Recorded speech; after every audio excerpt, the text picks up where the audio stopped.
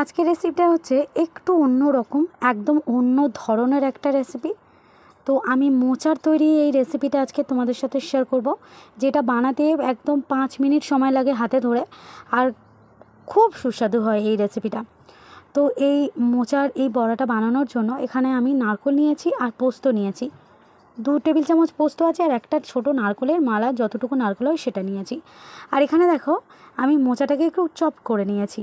ঠিক আছে, এখানে কিন্তু মোচাটা কিন্তু সেদ্ধ করার কোনো ঝামেলা নেই, এরকম একটা ভেজিটেবল চপারে একটু চপড করে নিতে হবে।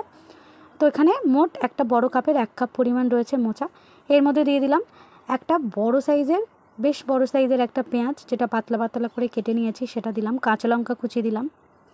দিয়ে দিচ্ছি রসুন বাটা 1/2 টেবিল চামচের মতো, 1/2 টেবিল চামচের একটু কম দিয়ে দিচ্ছি আদা বাটা।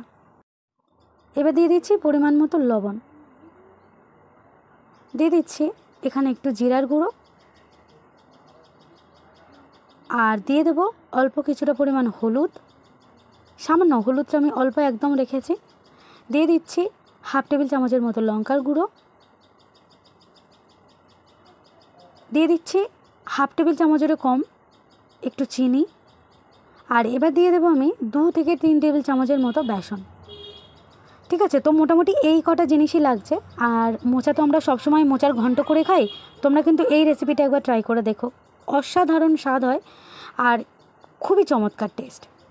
তো এই সব কিছু উপকরণ দিয়ে আমি ভালো করে হাত দিয়ে প্রথমে মাখিয়ে নিচ্ছি। তো মাখিয়ে নিয়েছি। এইবার যে নারকেল আর পোস্তর যে পেস্টটা তৈরি করেছিলাম, 2 টেবিল চামচ পোস্ত ছিল, একটা ছোটো নারকেলের মালা, যতটুকু নারকেল সেটা তো বলে দিয়েছি। তো সেটা বেটে তার থেকে আমি 2 টেবিল চামচ যে নারকেল আর পোস্তর যে পেস্ট সেটা নিয়ে নিলাম, 2 টেবিল চামচ। বাকিটা আমি অন্য রেসিপিতে লাগিয়ে দেব। তো এবার আবারও সব কিছু হালকা হাতে ভালোভাবে মাখিয়ে নিয়েছি। কড়াইয়ের মধ্যে দেখো অল্প একদম সামান্য পরিমাণে একটু সাদা তেল গরম করে নিয়েছি। এইবার এই বড়াগুলোকে ছোট ছোট করে তেলের মধ্যে দিয়ে দেবো, চ্যাপটা চ্যাপটা করে। তো এই রেসিপিটা বানাতে কিন্তু খুবই কম সময় তো লাগেই, তো বললাম।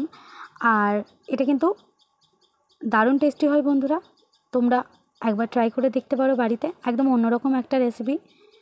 তো আজকের এই রেসিপিটা যারা নতুন দেখছো তাদেরকে রিকোয়েস্ট হলো, যদি আমার এই আজকের সহজ রেসিপিটা তোমাদের ভালো লেগে থাকে তাহলে একটু চ্যানেলটাকে সাবস্ক্রাইব করে দেবে।